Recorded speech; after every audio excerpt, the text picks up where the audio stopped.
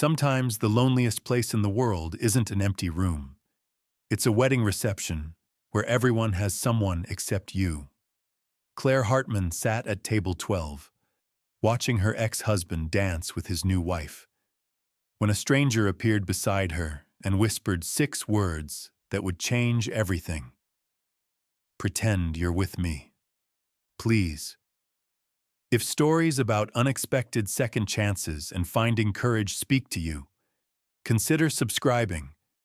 It helps keep these stories alive. And let me know in the comments. Where are you listening from right now?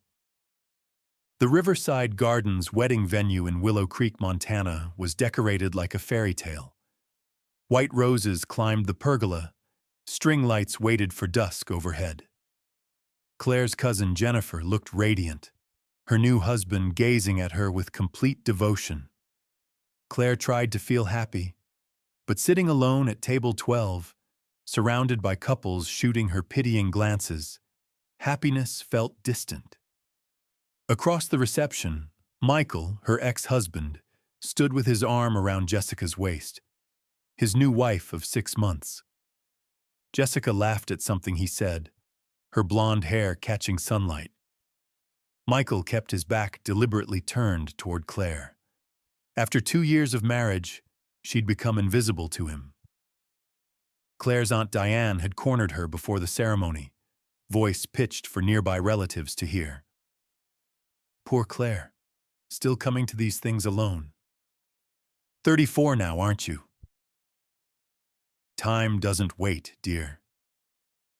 Cousin Rachel had tried intervening with forced brightness, but the pity in her eyes had been worse. Claire had smiled, nodded, and found the furthest table possible. Now she traced patterns in condensation on her water glass, wondering if anyone would notice if she left. The ceremony was done. She could slip out, drive home to her house on Maple Street, spend the evening grading papers with her cat Thomas. No one would miss her. Excuse me. The voice was deep, warm, slightly rough. Claire looked up. A tall man stood beside her chair, well over 6 feet, broad shoulders filling his charcoal suit naturally. Dark brown hair curled above his collar. Blue-gray eyes watched her carefully. His hands bore small scars. Working hands. I'm sorry to bother you, he said urgently, glancing toward the bar. But I need to ask something that'll sound insane. He crouched beside her chair, respectful. See that woman in navy? That's Patricia, my late wife's sister. She spent 2 hours trying to set me up with every single woman here. I need a break. I need her to stop looking at me like a project needing fixing. He paused. You're alone too. And that man with the blonde, he's been carefully not looking at you. Ex-husband? Something twisted in Claire's chest. This stranger had noticed her. How did you know? I recognize the effort it takes to pretend someone doesn't exist. His voice gentled. So here's my request. Would you pretend you're with me? Just tonight. Long enough to get through this wedding without another person telling me it's time to move on. He held up his hands. I know how crazy this sounds, but I'm desperate, and you look like you understand desperate. Claire looked at Michael again, watched him whisper to Jessica. She thought about Aunt Diane's pity, her mother's matchmaking attempts, going home alone. Before she could list reasons this was terrible, she heard herself say, Okay. Ground rules, though. No weirdness. What's your name? Relief flooded his face. Nathan. Nathan Cole. Veterinarian. Just opened a practice here 6 months ago. Claire Hartman, 3rd grade teacher at Willow Creek Elementary. Nathan! There you are! Patricia appeared, another woman trailing behind. This is Monica from the animal shelter. I thought you'd have so much to talk about. Her eyes found Claire, suspicion flickering. Oh, I didn't realize you were speaking with someone.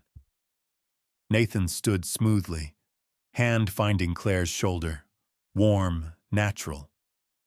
Patricia, meet Claire. Claire, this is Patricia Montgomery, my late wife's sister.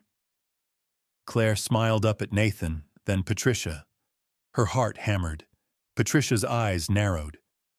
I wasn't aware you were seeing anyone, Nathan. You didn't mention it Thursday. It's still new, Nathan said, hesitating slightly. A terrible liar. We've been taking things slowly. How slowly? How long? Claire's mind raced. About 3 months. We met at the library. Nathan came looking for veterinary journals. Exotic animal medicine, Nathan added. Claire helped me find research I needed.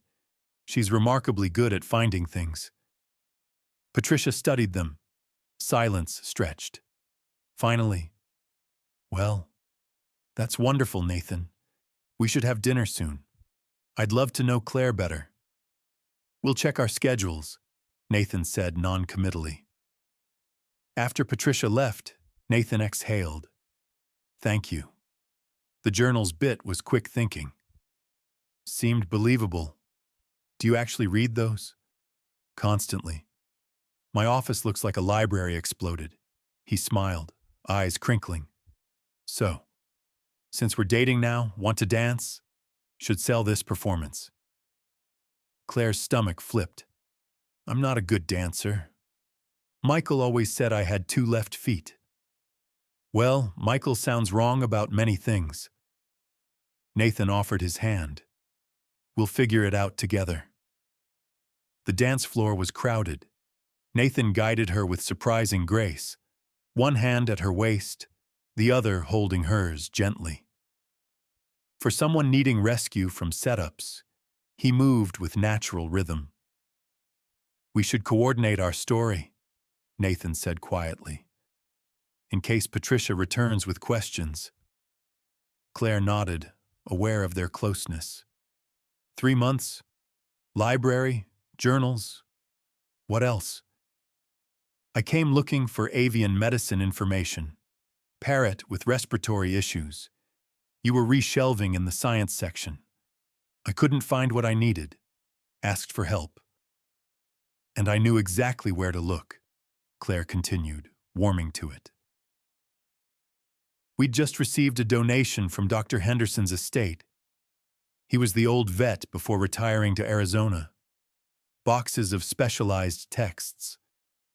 Perfect. I was so impressed I asked for coffee to thank you. But I said no the first time. Don't usually say yes to strangers. Nathan's hand tightened at her waist. So I returned the next week with the books. Asked again. That time you said yes. They were building something together. A world made of words, detailed and lived in. Around them, other couples danced. Claire saw Michael watching from the dessert table, expression unreadable. He's looking, Nathan murmured. I know. Good. Let him. Nathan pulled back to meet her eyes. Are you okay? This too much? The genuine concern surprised her. I'm okay. Better than okay. Haven't danced in over a year. Michael didn't like dancing. Said it was boring. Well, boring's gotten a bad reputation. He spun her gently. Claire laughed as her dress flared. When he pulled her back, they were closer. You have a wonderful laugh. Use it more often. Haven't had much to laugh about lately. Tell me something funny. From your classroom. Claire thought. Last week during animal habitats, one student, Tommy Briggs, asked very seriously if dragons live in volcanoes or just near them. When I explained dragons aren't real, he looked devastated and said, Not even small ones? Nathan burst out laughing. What did you say? That maybe very small ones live in our imaginations, and those are the most important kind. He seemed satisfied. You're good with kids. That's a gift. Nathan's expression grew thoughtful.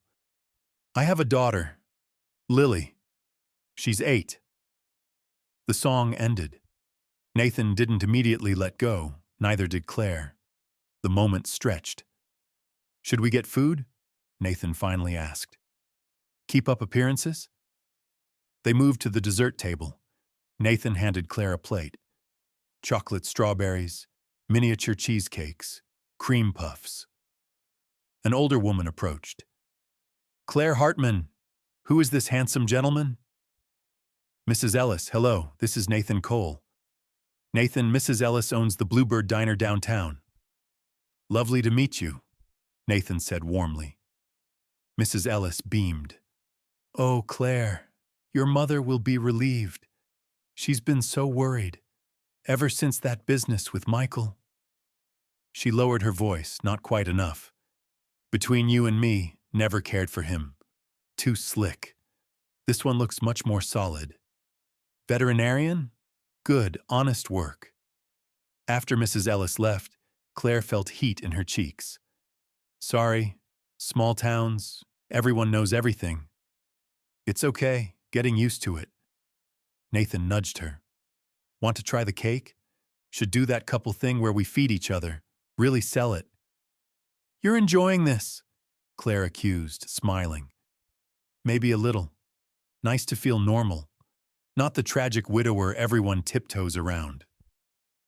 Nathan cut 2 pieces carefully. "Ready?" Claire opened her mouth, feeling ridiculous and giddy.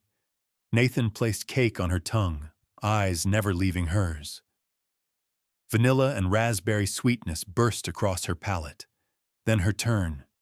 She lifted a forkful to his lips, and he accepted with exaggerated solemnity, eyes crinkling. A camera flash. "Beautiful couple," the photographer called. They looked at each other and laughed. "We're going to be in the wedding album," Claire said, as the couple who fed each other cake under false pretenses. Special circle of wedding album hell for that. As the reception continued, Claire genuinely enjoyed Nathan's company. They talked easily, discovering commonalities. Both loved classic films. Anything with Jimmy Stewart. Neither could stand mushrooms.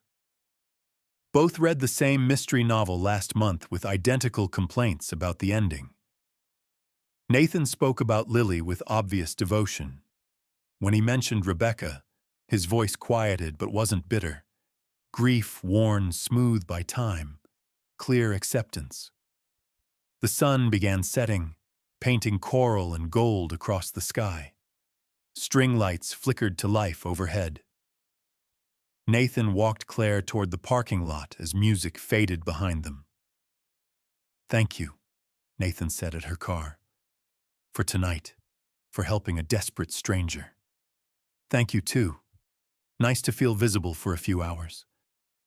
Claire fumbled for keys, aware the evening was ending. They stood there, neither ready for goodbye. The moment stretched. Nathan's hand lifted slowly, hesitating. "Claire, I need to tell you something," Nathan said, voice low. "This isn't pretend anymore. Not for me. I know that's crazy. We just met, barely know each other. But I haven't felt this comfortable with someone, this seen, in 2 years. I needed you to know before you drive away." Claire's heart hammered. Before she could respond, headlights swept across them. A silver sedan pulled in. Patricia stepped out, eyes red-rimmed, mascara smudged. She'd been crying. "Nathan," Patricia said, voice breaking. "I'm sorry to interrupt, but I need to talk. It's about Rebecca. It's important." The next morning, the Bluebird Diner bustled with Sunday breakfast rush. Claire arrived at 9 as Nathan requested. She ordered chamomile tea and chose a back booth. Part of her expected him not to show after last night's abrupt ending, Patricia in tears. Nathan torn between concern and whatever was building with Claire. But at 9 exactly, Nathan walked in. He looked exhausted. Dark circles, uncombed hair, jeans, and faded work shirt. He spotted Claire and tension left his shoulders. He ordered black coffee, slid across from her. "Thank you for coming. Wasn't sure you would." "What happened? Is Patricia okay?" Nathan wrapped both hands around his mug. "She found Rebecca's journal, entries from before Rebecca got sick, and in them," he paused, "Rebecca wrote about me, about us, about what she wanted after she was gone." Claire waited. Rebecca knew something was wrong before doctors figured it out. "She wrote that she wanted me to find love again. Specifically wrote she didn't want Patricia to smother me with memories, keep me frozen in grief. She wanted me to live, love again, give Lily a full life, not one haunted by loss." Patricia didn't know. No. When she read it last night, she fell apart. Realized she'd been doing the opposite of what her sister wanted. Clinging to me to keep Rebecca alive, preventing me from moving forward. She apologized. Said she's going back to Seattle next week. Even said, his voice caught, whoever I was with, whether real or pretend, she hoped I'd be happy. Nathan, I told her it was real. Nathan leaned forward. I told her you weren't pretend, that last night started as performance but became something else. Because that's truth, Claire. These 12 hours, all I could think about was seeing you again. I know it's fast, crazy, but I don't want to pretend anymore. I want to try this for real. Claire's hands trembled. She thought about Michael, a year rebuilding herself, reasons this was too fast, too risky. Then thought about dancing in Nathan's arms, how he'd listened, noticed her when everyone looked through her. I want that too, she said quietly. Nathan's smile transformed his face. Yeah? Yeah, but slowly. Real coffee dates, real conversations. Get to know each other without an audience. I'd like that more than you know. Nathan took her hand. Fair warning. I come with complications. Lily is my world. Anyone in my life has to understand she comes first. I wouldn't want it any other way. They talked for another hour. Nathan told her about moving to Willow Creek 6 months ago for a fresh start. Lily struggling with losing her mother, but slowly improving. Claire told him about her divorce, how Michael said she was too boring, too small town, too content. How those words carved into her self-worth. He was wrong, Nathan said firmly. You're not boring. You're genuine, kind. You helped a stranger because he asked. That takes courage and compassion, opposite of boring. When they left, Nathan walked Claire to her car. Main Street was busy, church crowds, families, usual Sunday rhythms. Then Claire saw them, her mother Margaret, talking with Aunt Diane outside the bank. Both stopped mid-conversation to stare as Claire and Nathan walked by, hands loosely linked. Diane's expression calculated. Margaret looked shocked, concerned. Claire could practically hear questions forming. She felt Nathan's hand tighten protectively. Let them look, he murmured. But Claire felt the weight of those stares. In Willow Creek, gossip moved at light speed. By evening, everyone would know Claire Hartman was dating the widower veterinarian. By tomorrow, everyone would have opinions. They reached her car. So, Nathan said, when can I see you again? Dinner this week? I'd like that, but Nathan, people will talk. Should prepare for that. Let them talk. Can't control what people think. Only what's true. He hesitated, then pressed a soft touch to her cheek. Brief, respectful, but enough to warm Claire's skin. I'll call tomorrow. Figure out details. Claire watched him walk to his truck, one hand touching where his lips had been. For the first time in a year, She felt hope unfurling. Her phone buzzed. Text from her mother. Claire Elizabeth Hartman. We need to talk. Coming over this afternoon. Then Nathan. Emergency at clinic with a horse. Might be a long day. Already looking forward to hearing your voice tomorrow. Claire smiled, despite anxiety tightening her stomach. Whatever came next, her mother's concerns, town gossip, complications of dating a widower with a child, she'd face it. For the first time in longer than she could remember, she felt like herself. The week that followed mixed joy and mounting pressure. Nathan called every evening after Lily slept. They talked for hours about everything. Wednesday, Nathan brought Lily to library story time. Claire read to wiggling children, and afterward Lily shyly approached with a drawing, a woman reading to children, labeled Miss Claire in careful letters. I wanted to give this to you, Lily said softly. Daddy says you're nice. Are you going to be Daddy's girlfriend? Claire's heart melted and panicked equally. She knelt to Lily's level. Your daddy and I are getting to know each other. Would that be okay with you? Lily considered seriously. I think so. You have a nice voice. And you didn't make the monster voices too scary like the last library lady. Nathan, standing nearby, caught Claire's eye and mouthed, sorry. But his expression was warm, hopeful. Friday, they had their first official date. Dinner at a small Italian restaurant 2 towns over, away from Willow Creek gossip. Nathan told her about Rebecca, about their life, the pain of watching her slip away.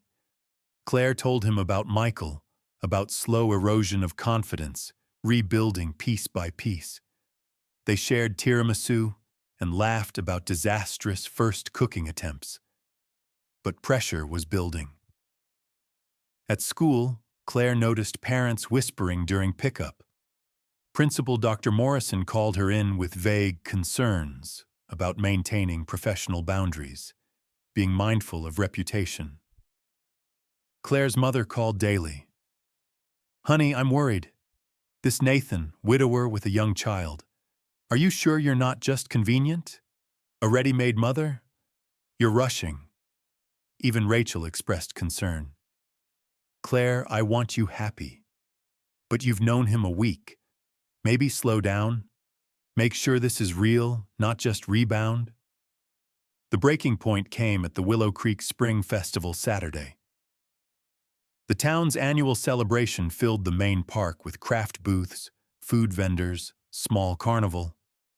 Nathan had invited Claire to come with him and Lily. Claire agreed, nervous but excited. The morning started beautifully. Lily won a stuffed bear at ring toss, face glowing. Nathan bought them cotton candy, turning fingers sticky and blue. Claire felt herself relaxing, feeling belonging. Then they ran into Michael and Jessica at the craft fair. Claire, Michael said, voice tight. Heard you were seeing someone. Didn't realize it was serious enough to play family at town events. Jessica tugged his arm. Michael, come on. Let's go. But Michael wasn't done. He looked at Nathan, at Lily clinging to Nathan's hand, back at Claire. Moving fast, aren't you? From divorced and alone to instant mom. Must be nice to skip the hard parts. Before Claire could respond, her mother appeared as if summoned. And worse, Aunt Diane was with her, along with several family friends. They'd clearly been watching. Claire, honey, her mother said, voice carrying across the gathering crowd. Can we talk? Privately? Mrs. Hartman, I'm Margaret, Claire's mother. Could I speak with my daughter? Just a moment? Nathan looked at Claire, silently asking if she was okay. Claire nodded, stomach sinking. Her mother pulled her aside near the refreshment tent. But Aunt Diane followed, along with several other women. creating an impromptu intervention in full view of half the town. "Claire, sweetheart," her mother began, voice pitched with concern. "We're all worried. This veterinarian, Nathan, everyone's talking. You barely know him, already spending time with his daughter? Playing house? Honey, think about this. He's a widower. You could just be convenient, a replacement mother for his child. We don't want to see you hurt again. You're being awfully naive." The words hit like physical blows. Claire felt her face burning, aware of how many people were watching. Even yards away, Nathan's expression shifted from concern to anger. Aunt Diane added, "And your career, Claire. Dr. Morrison mentioned speaking with you about appropriate boundaries. You're risking your reputation for a man you barely know." "That's not fair," Claire started, voice weak. "We love you too much to watch you make another mistake," her mother continued. "First Michael, now this. Slow down and think clearly." The humiliation was complete. Claire stood in a circle of family and neighbors, all looking at her with pity, judgment, concern that felt like condemnation. She'd never felt smaller, never felt more like the naive, boring woman Michael said she was. Nathan appeared at her elbow. "Mrs. Hartman," he said, voice tight but controlled. "With respect, Claire is an adult who can make her own choices. What's between us is between us." "And what exactly is between you?" Diane challenged. "A week of dating? That's hardly—" "Aunt Diane, please," Claire said, finding her voice. "Can we not do this here?" But damage was done. Whispers started rippling through the crowd. Claire caught fragments. "Moving too fast. Poor judgment. That's Claire Hartman, the one whose husband left. I need to go," Claire said abruptly. "I'm sorry. I need to go." She turned and walked quickly toward the parking lot, leaving Nathan with Lily in the festival middle, leaving her mother and aunt and the gossiping town behind. She heard Nathan call her name but didn't stop. The humiliation was too raw. She made it to her car before tears came. That evening, alone with Thomas purring in her lap, Claire stared at her phone. Nathan had texted 3 times. "Are you okay? Can we talk? Please don't shut me out." But Claire couldn't respond. Her mother's words kept echoing. Was she naive? Just convenient? They'd known each other a week. Less than a week. Already getting attached to his daughter, imagining futures. Maybe everyone was right. Maybe she was rushing because she was lonely, wanted to prove she could be chosen. Her phone rang. Nathan. She let it go to voicemail. It rang again. Her mother. Then Rachel. Then Nathan. Claire turned off her phone and sat in darkness, wondering how something feeling so right could suddenly feel so complicated. Impossible. Like another mistake waiting to happen. Sunday morning brought no clarity, only exhaustion. Claire had barely slept. 15 missed calls, twice as many texts. She ignored them all, went to early church service, slipped into the back pew, and left before anyone could corner her. When she got home, Nathan's truck was in her driveway. He sat on her porch steps, looking as tired as she felt. He stood when he saw her. "I'm sorry to show up. You weren't answering, and I was worried. I need to explain something." "Nathan, I don't know if—" "Please, just hear me out." Claire unlocked her door and they went inside. Thomas immediately wound around Nathan's legs. Even her cat liked him. She didn't know if that made things better or worse. They sat in her living room, morning light through lace curtains. Nathan leaned forward, hands clasped. "So yesterday after you left, Patricia called. She wanted to know if I was okay after seeing what happened. I told her the truth, that I was furious, hated watching someone I care about be humiliated. And Patricia said something you need to hear. Claire waited. She said when Rebecca first got sick, before they knew what was wrong, people did the same thing. Whispered, judged, offered unsolicited advice, questioned every decision. And Rebecca told her, people who love you will either trust you or they won't. Ones who truly love you will stand beside you even when they're scared, even when they don't understand. Ones who don't trust you, they'll try to make their fear your responsibility. Nathan met Claire's eyes. Your mother is scared. Your aunt is scared. They don't want to see you hurt again. But Claire, that's their fear, not yours. You're not naive, not making a mistake, unless you think you are. Unless I've been reading this wrong and you want to slow down or stop. I don't know what I want, Claire said honestly. Yesterday, standing there while my mother essentially told me I was too stupid to know I was being used, it brought everything back. Michael's words, all my doubts. Maybe they're right. Maybe we are moving too fast. We barely know each other. Then let's fix that. Nathan's voice was calm, certain. Let's take time. Slow down. But don't shut me out because other people are afraid. That's not fair to you, and not fair to us, to whatever this could be. Claire felt tears prick her eyes. What if they're right? What if I'm just convenient because you need help with Lily? Do you really believe that? Nathan asked. Because if you do, we need to stop now. But Claire, I think you're smarter than that. I think you know the difference between someone using you and someone genuinely caring.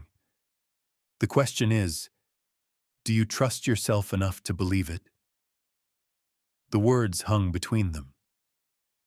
Claire looked at Nathan, really looked, at exhaustion from worrying, not obligation, at driving over to give her choice, not pressure, at respect he'd shown from that first wedding moment. I want to trust myself, Claire said quietly, but I'm scared. So am I. Nathan's admission was soft, but firm. Terrified. Of getting this wrong, of hurting Lily if this doesn't work, of losing someone else I care about. But Claire, being scared isn't a reason to stop. It's just part of trying. Silence pressed down. Okay, Claire finally said. Okay, but we slow down. Take time, do this right. Whatever you need, whatever pace works. Nathan stood to leave, hesitated. But for what it's worth, you're not convenient, Claire. You're extraordinary. And someday I hope you'll believe that about yourself. After he left, Claire sat with Thomas for a long time. She thought about fear and trust and the difference between protecting yourself and imprisoning yourself. Slowly, carefully, she began to believe maybe she deserved something good. The next 2 weeks were quieter. Nathan kept his word. Didn't push, didn't rush.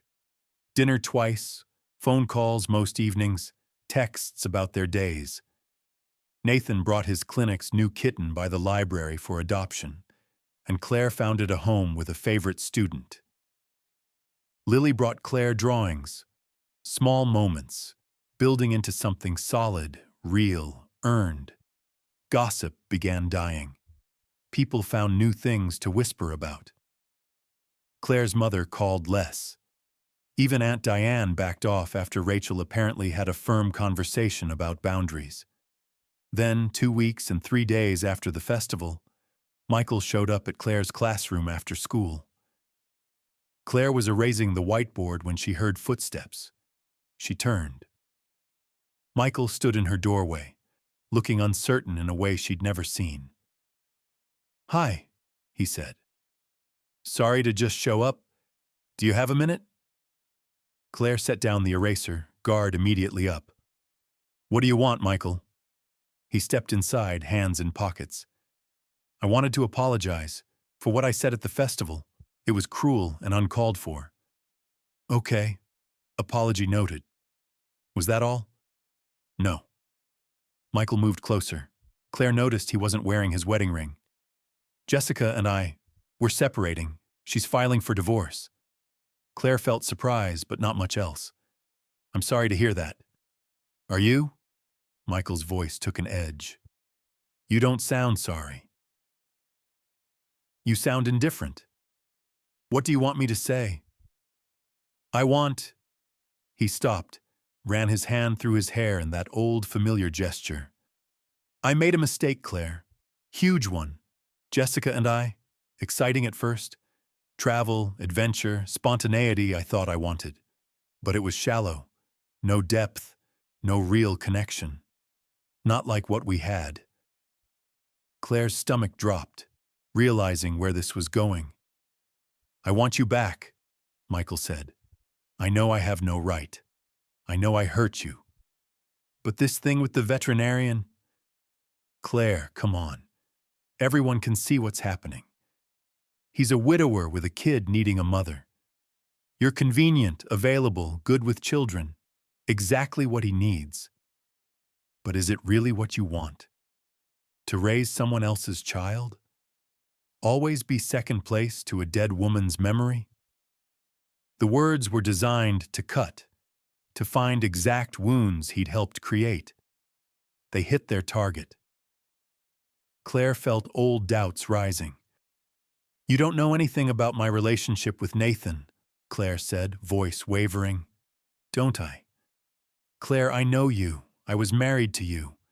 You want to be chosen for yourself, not for what you provide. And that guy, he's not choosing you. He's choosing the solution to his problems, just like you're not really choosing him. You're choosing the feeling of being wanted again. Michael stepped closer. But I actually want you, Claire. The real you. I made a terrible mistake. Give me another chance. Let me prove I've changed. Michael, you need to leave. Just think about it. We had something real once. We could again. You don't have to settle for being someone's convenient second choice. After he left, Claire sat at her desk, staring at nothing. She knew Michael was manipulating her, knew his words were poison, but knowing intellectually and feeling emotionally were different things. That night, she couldn't bring herself to answer Nathan's call. She texted, "Long day, need space to think. Talk tomorrow?" His response came quickly. "Of course, whatever you need. I'm here when you're ready." But Claire lay awake, Michael's words circling like vultures. Was she just convenient? Was Nathan choosing her or a solution? And worse, was she choosing Nathan because she loved him, or because being wanted felt better than being alone? The next day at school was a blur. Claire taught on autopilot. During lunch, her teaching assistant, Amy, noticed her distraction. "Everything okay, Claire?" Claire found herself spilling everything. The wedding, the pretend relationship becoming real, the festival humiliation, Michael's reappearance, the consuming doubts. Amy listened, then asked one simple question. "Are you running because you don't trust Nathan, or because you don't trust yourself?" The question hit like lightning. "I don't know," Claire admitted. "Well, here's what I see," Amy said gently. "You spent the last year rebuilding confidence after your ex convinced you that you were boring and forgettable. You've been doing great. Happy in work, good friends, content. Then this man shows up and sees you, really sees you, and you start feeling joy, hope, excitement. The moment everyone around you starts questioning it, you question it too. Not because anything changed with Nathan, but because you're still letting other people define your worth. Claire felt tears prick. But what if they're right? What if I'm making another mistake? What if you're not? Amy countered. What if this is exactly right and you're about to walk away because you're too afraid to believe you deserve it? Claire, from everything you've told me, this man has been respectful, honest, clear about his feelings, introduced you to his daughter slowly, given you space when asked. Those aren't actions of someone using you. Those are actions of someone who genuinely cares. The words settled in Claire's chest like stones, heavy and true. The only person saying you're not enough is you, Amy continued. And maybe your ex, who, forgive me, is obviously trying to manipulate you back into a relationship that wasn't working. Don't let his poison become your truth. After school, Claire sat in her empty classroom for a long time. She thought about trust, not trusting Nathan, but trusting herself, trusting her own judgment, feelings, worth. She'd been so busy asking if Nathan really wanted her that she'd never asked if she really wanted him. Not because he made her feel less alone, but because of who he actually was. And the answer was yes. She wanted him, not as Michael replacement, not as proof of worth, but because Nathan Cole was kind and funny and genuine. Because he saw her clearly and liked what he saw. Because being with him felt like coming home. Claire pulled out her phone and texted Nathan, "Can you meet me? I need to talk." His response, "Clinic until 6, but I can come by after. Your place?" "Yes." "Claire, whatever you need to say, whatever you decide, I'll understand. Just know that." Nathan arrived at 7, still in work clothes, carrying Chinese takeout. "Thought you might not have eaten," he said, "and figured if you're breaking up with me, I shouldn't do it on an empty stomach." Despite everything, Claire smiled.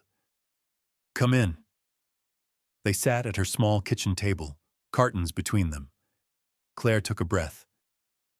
"Michael came to see me yesterday, at school." Nathan went very still. "Okay." "He told me he's getting divorced, that he wants me back, that I'm making a mistake with you." Claire watched Nathan's face. "He said I'm just convenient, a ready-made mother for Lily, that I'll always be second to Rebecca's memory." Nathan set down his chopsticks. "And what did you say?" "I told him to leave, but Nathan," his words got in my head. Not because I believe him, but because they echoed my own fears. And I realized I've been so focused on whether you really want me that I never asked the more important question. Which is, do I trust myself? Claire leaned forward. "I've let other people define me for so long.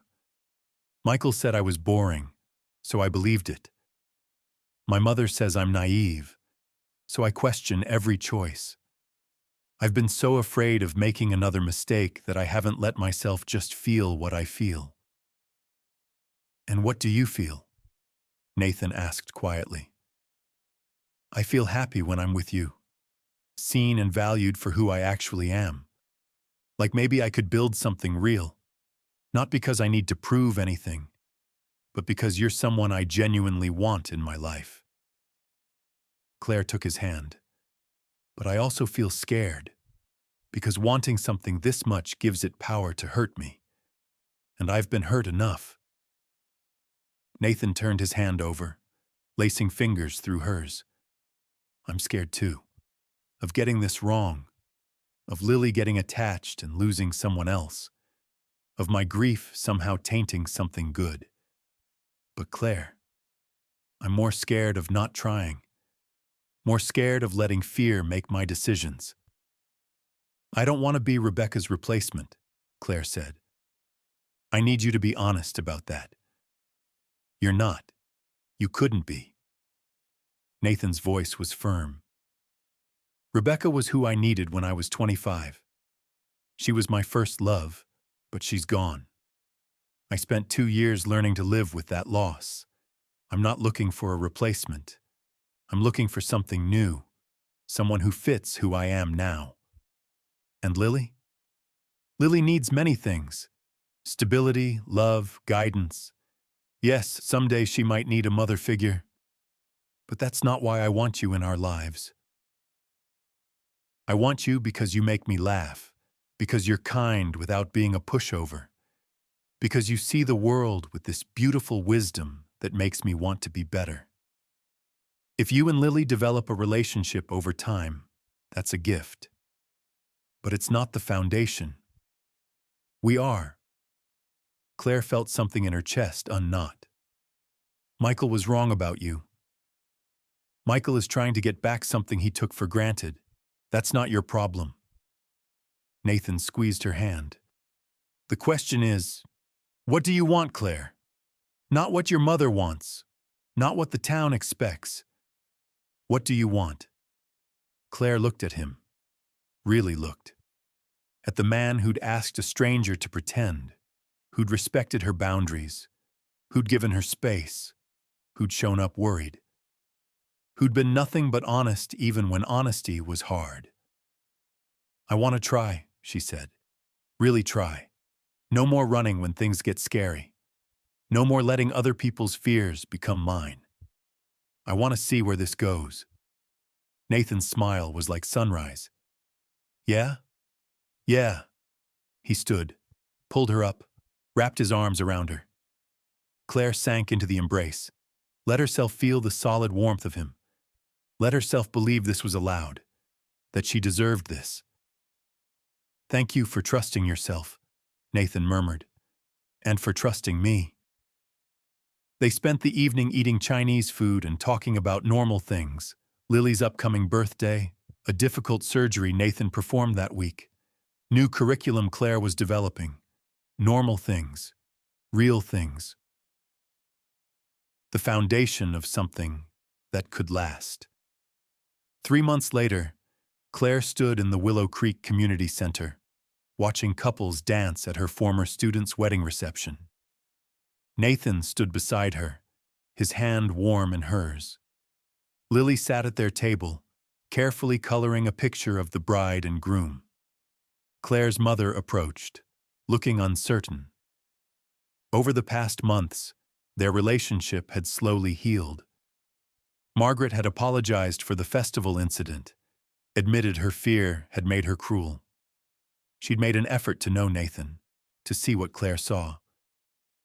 Claire, Margaret said now, I wanted to tell you. You look happy, truly happy. I am, Mom. We are. Margaret smiled, and for the first time in a long time, it reached her eyes. I'm glad. I'm sorry it took me so long to see it. She looked at Nathan. You're good for my daughter. Thank you for being patient with all of us. After Margaret left, Nathan leaned close. Want to dance? Always, Claire said. On the dance floor, swaying under lights that reminded her of that first wedding, Claire thought about how far she'd come. From sitting alone at table 12, invisible and hurting, to standing here whole and happy. What are you thinking about? Nathan asked. About that night at Jennifer's wedding, how a stranger asked me to pretend, and I said yes. Best decision I ever made, Nathan said. Asking you. Best decision I ever made, Claire replied. Trusting myself enough to say yes. Across the room, she saw Michael with his new girlfriend. He caught her eye, nodded with what might have been respect or regret. Claire nodded back. No anger, no pain, just acceptance. Lily ran up to them, coloring page fluttering. Miss Claire, Daddy, look what I made. It's us at the wedding. The picture showed 3 stick figures holding hands under stars. One tall, one medium, one small. A family drawn in crayon and hope. Nathan picked up his daughter, balanced her on his hip. That's beautiful, sweetheart. Can we dance too? Lily asked. All three of us? So they did. Nathan holding Lily, his other arm around Claire's waist. Claire with one hand in Nathan's, the other gently touching Lily's back. Moving together to the music, a small constellation among the other dancers.